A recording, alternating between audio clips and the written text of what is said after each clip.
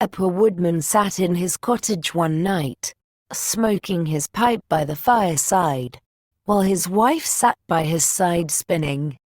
"How lonely it is, wife," said he, as he puffed out a long curl of smoke, "for you and me to sit here by ourselves, without any children to play about and amuse us while other people seemed so happy and merry with their children." "What you say is very true," said the wife, sighing, and turning round her wheel. "How happy should I be if I had but one child?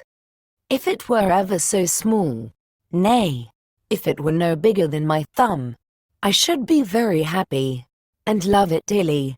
Now, odd as you may think it, it came to pass that this good woman's wish was fulfilled, just in the very way she had wished it, for, not long afterwards, she had a little boy. He was quite healthy and strong, but was not much bigger than my thumb. So they said, "Well, we cannot say we have not got what we wished for, and, little as he is, we will love him dearly," and they called him Thomas Thumb. They gave him plenty of food, yet for all they could do he never grew bigger, but kept just the same size as he had been when he was born. Still, his eyes were sharp and sparkling, and he soon showed himself to be a clever little fellow, who always knew well what he was about. One day, as the woodman was getting ready to go into the wood to cut fuel, he said, "I wish I had someone to bring the cart after me, for I want to make haste." "Oh, father," cried Tom, "I will take care of that. The cart shall be in the wood by the time you want it." Then the woodman laughed, and said, "How can that be? You cannot reach up to the horse's bridle." "Never mind that, father," said Tom. "If my mother will only harness the horse, I will get into his ear and tell him which way to go." "Well," said the father, "we will try for once." When the time came, the mother harnessed the horse to the cart, and put Tom into his ear, and as he sat there the little man told the beast how to go, crying out, "Go on and stop," as he wanted. And thus the horse went on just as well as if the woodman had driven it himself into the wood. It happened that as the horse was going a little too fast, and Tom was calling out, "Gently, gently," two strangers came up. "What an odd thing that is," said one. "There is a cart going along, and I hear a cart talking to the horse, but yet I can see no one." "That is queer, indeed," said the other. "Let us follow the cart, and see where it goes." So they went on into the wood, till at last they came to the place where the woodman was. Then Tom Thumb, seeing his father, cried out, "See, father, here I am with the cart, all right and safe, now take me down." So his father took hold of the horse with one hand, and with the other took his son out of the horse's ear, and put him down upon a straw, where he sat as merry as you please. The two strangers were all this time looking on, and did not know what to say for wonder. At last one took the other aside, and said, "That little urchin will make a fortune, if we can get him, and carry him about from town to town as a show. We must buy him."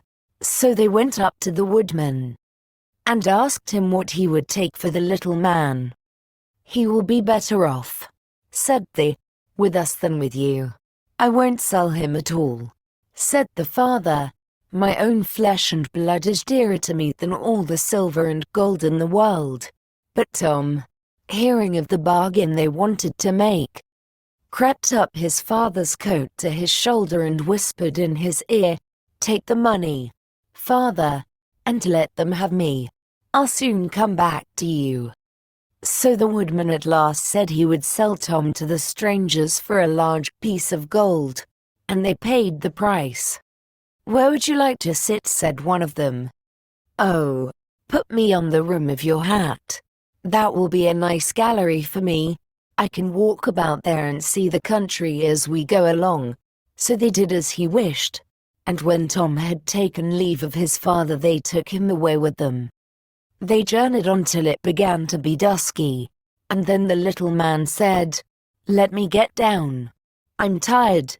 So the man took off his hat and put him down on a clod of earth in a ploughed field by the side of the road. But Tom ran about amongst the furrows, and at last slipped into an old mouse hole. "Good night, my masters," said he. "I'm off a mind, and look sharp after me the next time." Then they ran at once to the place, and poked the ends of their sticks into the mouse hole. But all in vain. Tom only crawled farther and farther in. And at last it became quite dark, so that they were forced to go their way without their prize, as sulky as could be. When Tom found they were gone, he came out of his hiding place. "What dangerous walking it is," said he, "in this ploughed field. If I were to fall from one of these great clods, I should undoubtedly break my neck." At last, by good luck, he found a large empty snail shell. "This is lucky," said he. "I can sleep here very well." And in he crept. Just as he was falling asleep, he heard two men passing by, chatting together, and one said to the other, "How can we rob that rich parson's house of his silver and gold?" "I'll tell you," cried Tom. "What noise was that?" said the thief, frightened. "I'm sure I heard someone speak." They stood still listening, and Tom said, "Take me with you, and I'll soon show you how to get the parson's money." "But where are you?" said they. "Look about on the ground," answered he, "and listen where the sound comes from." At last the thieves found him out, and lifted him up in their hands. "You little urchin," they said, "what can you do for us?" "Why, I can get between the iron window bars of the parson's house, and throw you out whatever you want." "That's a good thought," said the thieves. "Come along, we shall see what you can do." When they came to the parson's house, Tom slipped through the window bars into the room, and then called out as loud as he could bawl, "Will you have all that is here?" At this the thieves were frightened, and said, "Softly, softly. Speak low, that you may not awaken anybody." But Tom seemed as if he did not understand them, and bawled out again, "How much will you have?" "Shall I throw it all out now?" The cook lay in the next room, and hearing a noise she raised herself up in her bed and listened. Meantime the thieves were frightened, and ran off a little way, but at last they plucked up their hearts, and said, "The little urchin is only trying to make fools of us." So they came back and whispered softly to him, saying, "Now let us have no more of your roguish jokes, but throw us out some of the money." Then Tom called out as loud as he could, "Very well, hold your hands, here it comes." The cook heard this quite plain, so she sprang out of bed, and ran to open the door. The thieves ran off as if a wolf was at their tails, and the maid, having groped about and found nothing, went away for a light. By the time she came back, Tom had slipped off into the barn, and when she had looked about and searched every hole and corner, and found nobody, she went to bed, thinking she must have been dreaming with her eyes open. The little man crawled about in the hayloft, and at last found a snug place to finish his night's rest in, so he laid himself down, meaning to sleep till daylight, and then find his way home to his father and mother. But alas, how woefully he was undone! What crosses and sorrows happen to us all in this world. The cook got up early, before daybreak, to feed the cows, and going straight to the hayloft, carried away a large bundle of hay, with the little man in the middle of it, fast asleep. He still, however, slept on, and did not awake till he found himself in the mouth of the cow, for the cook had put the hay into the cow's rick, and the cow had taken Tom up in a mouthful of it. "Good lack-a-day," said he, "how came I to tumble into the mill?" But he soon found out where he really was, and was forced to have all his wits about him, that he might not get between the cow's teeth, and so be crushed to death. At last down he went into her stomach. "It is rather dark," said he. "They forgot to build windows in this room to let the sun in. A candle would be no bad thing." Though he made the best of his bad luck, he did not like his quarters at all, and the worst of it was that more and more hay was always coming down, and the space left for him became smaller and smaller. At last he cried out as loud as he could, "Don't bring me any more hay! Don't bring me any more hay!" The maid happened to be just then milking the cow, and hearing someone speak, but seeing nobody, and yet being quite sure it was the same voice that she had heard in the night, she was so frightened that she fell off her stool and overset the milk pail. As soon as she could pick herself up out of the dirt, she ran off as fast as she could to her master the parson, and said, "Sir, sir, the cow is talking." But the parson said, "Woman, thou art surely mad." However, he went with her into the cow house to try and see what was the matter. Scarcely had they set foot on the threshold when Tom called out, "Don't bring me any more hay." Then the parson himself was frightened, and thinking the cow was surely bewitched, told his man to kill her on the spot. So the cow was killed and cut up, and the stomach, in which Tom lay, was thrown out upon a dunghill.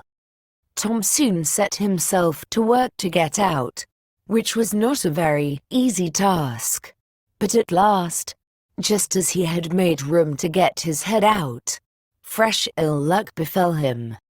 A hungry wolf sprang out, and swallowed up the whole stomach, with Tom in it, at one gulp, and ran away. Tom, however, was still not disheartened, and thinking the wolf would not dislike having some chat with him as he was going along, he called out, "My good friend, I can show you a famous treat." "Where's that?" said the wolf. "In such and such a house," said Tom, describing his own father's house. "You can crawl through the drain into the kitchen and then into the pantry, and there you will find cakes, ham, beef, cold chicken, roast pig, apple dumplings, and everything that your heart can wish." The wolf did not want to be asked twice, so that very night he went to the house and crawled through the drain into the kitchen, and then into the pantry, and ate and drank there to his heart's content. As soon as he had had enough he wanted to get away, but he had eaten so much that he could not go out by the same way he came in.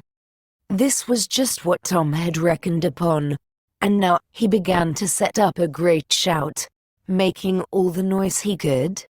"Will you be easy?" said the wolf. "You'll awaken everybody in the house if you make such a clatter." "What's that to me?" said the little man. "You have had your frolic. Now I've a mind to be merry myself." And he began singing and shouting as loud as he could. The woodman and his wife, being awakened by the noise, peeped through a crack in the door. But when they saw a wolf was there, you may well suppose that they were sadly frightened, and the woodman ran for his axe, and gave his wife a scythe. "Do you stay behind," said the woodman, "and when I have knocked him on the head you must strip him up with the scythe." Tom heard all this and cried out, "Father, father, I am here. The wolf has swallowed me." And his father said, "Heaven be praised, we have found our dear child again." And he told his wife not to use the scythe for fear she should hurt him. Then he aimed a great blow, and struck the wolf on the head, and killed him on the spot, and when he was dead they cut open his body and set Tommy free. Ah, said the father, what fears we have had for you. Yes, father, answered he, I have traveled all over the world, I think, in one way or other, since we parted, and now I am very glad to come home and get fresh air again. Why? Where have you been? Said his father. I have been in a mouse hole, and in a snail shell, and down a cow's throat, and in the wolf's belly, and yet here I am again, safe and sound. Well, said they, you are come back, and we will not sell you again for all the riches in the world. Then they hugged and kissed their dear little son, and gave him plenty to eat and drink, for he was very hungry, and then they fetched new clothes for him, for his old ones had been quite spoiled on his journey. So Master Thumb stayed at home with his father and mother, in peace, for though he had been so great a traveler, and had done and seen so many fine things, and was fond enough of telling the whole story, he always agreed that, after all, there's no place like home.